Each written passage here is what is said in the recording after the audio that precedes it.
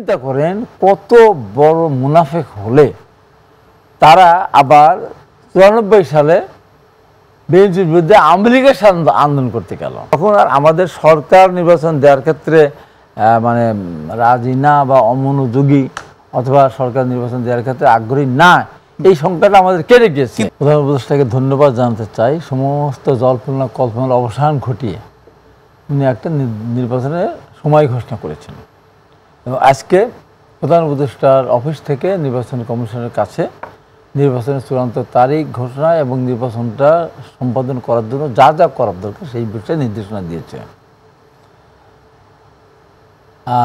পাশাপাশি আমরা দেখতে পাচ্ছি যে একটি দল নির্বাচন প্রতিহত করার ঘোষণা দিয়েছে, যে দলটি স্বাধীনতার বিরোধী, যে দলটি পাকিস্তানকে টিকিয়ে রাখতে চেয়েছিল এবং সেই পাকিস্তানকে টিকিয়ে রাখার ষড়যন্ত্রের সাথে যুক্ত হওয়ার কারণেই আমাদের সেদিন 30 লক্ষ মানুষকে জীবন দিতে হয়েছে, 2 লক্ষ মা বোনকে সম্ভ্রম বিসর্জন দিতে হয়েছে।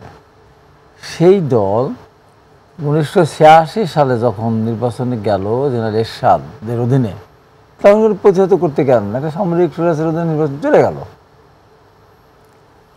এবং তারা ছিল কিন্তু 7 দলের সাথে পাশাপাশি এবং 15 দল ছিল, সেটা ভাগ হয়ে 5 দল চলে গেল নির্বাচনের বিরুদ্ধে।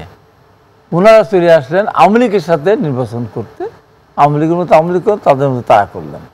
এই সেই দল 91 সালে বিএনপির কাছ থেকে সুবিধা নিয়ে, মানে বিএনপি যেখানে দুর্বল একটু সেখানে তাদেরকে সমর্থন দিয়েছিল, তারা আবার বিএনপি যেখানে সবল তারা আবার সমর্থন দিয়েছিল। যে কী আশ্চর্য ব্যাপার, দুইটা আপনার সংরক্ষিত আসন নিল মহিলা, নেওয়ার পরে বিএনপির সাথে রফাদফা করে বিএনপি সরকার গঠন করলো।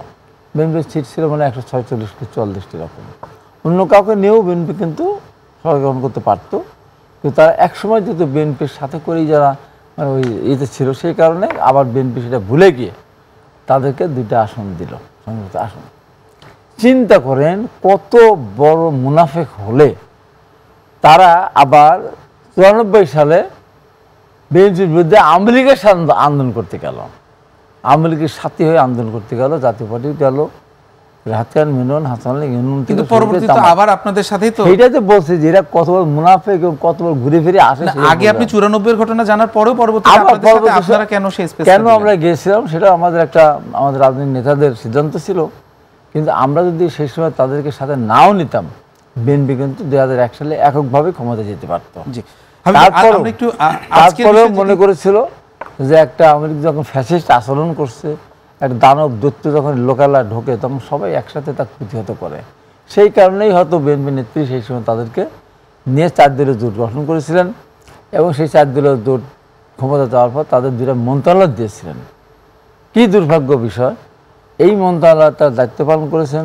111 যখন হয়ে গেল, যেন তারেক রহমানকে যখন গ্রেপ্তার করা হলো, এই জামাত সেদিন বক্তব্য দিয়েছিল, আমাদের তো 2 জন এই মন্ত্রী ছিল, তাদের কোনো দোষ ছিল, তাদের তো গ্রেপ্তার করে না, নিশ্চয়ই দোষ করেছে বলেই গ্রেপ্তার। তারেক রহমানকে গ্রেপ্তার করার পরেও কিন্তু বিবৃতির পক্ষে তো দেয়নি, উল্টা তারা সাধু চাচ্ছিল। ভাই এই ব্যাপারে আরো জানবো আপনার কাছে, কিন্তু তার আগে আজকের ব্যাপারটা নিয়ে যদি একটু জানতে চাই যে এই চিঠি দেওয়ার পরে, ইসিকে চিঠি দেওয়ার পরে আপনাদের মাঝে যে শঙ্কার জায়গাটা ছিল, এখনো কি কোনো শঙ্কার জায়গা আছে নাকি এখন আপনারা পুরোপুরি স্বস্তি? না, আমাদের শঙ্কার জায়গাটা কোনটা ছিল, এই জামাত শিবির রাজাকার এদের কারণেই এরা এক সময় এক কথা বলেছে, কখনো বলেছে স্থানীয় সরকার নির্বাচন আগে হতে হবে, কখনো বলেছে রমজানের আগে নির্বাচন হতে হবে, কখনো বলেছে এনসিপির সাথে গণপরিষদ নির্বাচন করতে হবে, বিভিন্ন যেমন অতীত কার্যকলাপ বললেন না, বিভিন্ন সেই সময় সেই জন্য আমাদের মনে হয়েছিল যে সরকার হয়তো বিভ্রান্ত হতে পারে এদের এই সমস্ত শক্তিমত্তা যা দেখায় এরা বাইরে এদের কারণে। কিন্তু শেষ পর্যন্ত সরকার যখন সিদ্ধান্ত নিয়েছে, তখন আর আমাদের সরকার নির্বাচন দেওয়ার ক্ষেত্রে মানে রাজি না বা অমনোযোগী অথবা সরকার নির্বাচন দেওয়ার ক্ষেত্রে আগ্রহী না, এই সংখ্যাটা আমাদের কেটে গিয়েছে। কিন্তু জামাতের একজন নেতা অভিযোগ করেছেন যে মানে রাজনৈতিক দলগুলোর সাথে আলাপ আলোচনার যে ঐতিহ্য সেটি ভেঙে মানে বলা হচ্ছে একটি দলের সাথে কথা বলে রাজনৈতিক দলগুলোর সাথে আলোচনা করার সেই রীতিনীতি কোনোটাই ভঙ্গ করা নাই।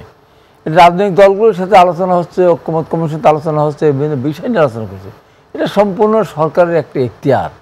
এখানে রাজনৈতিক দলগুলি তো চাচ্ছেই যাদের দলগুলো চাচ্ছে যে ফেব্রুয়ারির ভিতরে নির্বাচন, কেন অনেক আগে ডিসেম্বর আগে নির্বাচন চেয়েছে, তো সেখানে তো আলোচনার কোনো, আমরা প্রতিনিয়ত বলছি যে আমরা ফেব্রুয়ারির ভিতরে নির্বাচন চাই, আমরা এপ্রিলের ভিতরে নির্বাচন চাই, আমরা ডিসেম্বর আগে চাচ্ছি না, আমরা চাচ্ছে নাকি? তো সরকার তো তখন তার তো নিজস্ব একটা মতামত থাকতে পারে বা সিদ্ধান্ত থাকতে পারে, সেই সিদ্ধান্ত সরকার মনে করছেন আরও কারণ আছে। শেষ করে আরও কারণ আছে, এখানে সেনাবাহিনী প্রধান কিন্তু পরিষ্কার করে বলে দিয়েছিলেন ডিসেম্বর পর্যন্ত সময়। এই যে সেনাবাহিনী মাঠে মাঠে এই যে পাহারা দিয়ে বেড়াচ্ছে, সেনাবাহিনীর সদস্যদের এই কাজটা তো না, তাদের দেশ রক্ষা এবং তাদের সুস্থ থাকতে হবে, তাদের সেই মানসিক সেই অবস্থা থাকতে হবে। তারা আজকে গ্রামে যে কষ্টটা করতেছে, কোথায় ক্যাম্প, কোথায় থাকে, কোথায় খায়, রাস্তায় রাস্তায় ঘুরতেছে, তারা ডিসেম্বর পর্যন্ত থাকা তাদের কঠিন। তারপরে হয়তো সরকার এই ফেব্রুয়ারির মধ্যে নির্বাচনের তারিখ দিয়েছে বলে হয়তো ওই কষ্টটুকু তারা করবে। সেনাবাহিনীর কাজ পুলিশের মতো চৌকিদারির কাজের মতো কাজ না, তারা কেন এই কাজটা করবে? এই জন্য তারা তখন এই দেখেন মানুষ একটা আশ্বাস চলে যাচ্ছে। আজকে নির্বাচনের তারিখ ঘোষণা হওয়ার পর দেখবেন যে আন্তর্জাতিক বিশ্ব থেকে আবার সেই সুবাতার বইতে থাকবে, যেমন তারেক রহমানের সাথে লন্ডন বৈঠকের পরে IMF থেকে শুরু করে টাকা ছাড় থেকে শুরু করে সেখানে সেই মুহূর্তে একটি দল তারা বলেছে নির্বাচন প্রতিহত করবে। হেফাজত ইসলাম বলেছে কি, হেফাজত বলেছে কি যে আমরা অভিনন্দন জানাতে পারলাম, হেফাজত নির্বাচন করে না।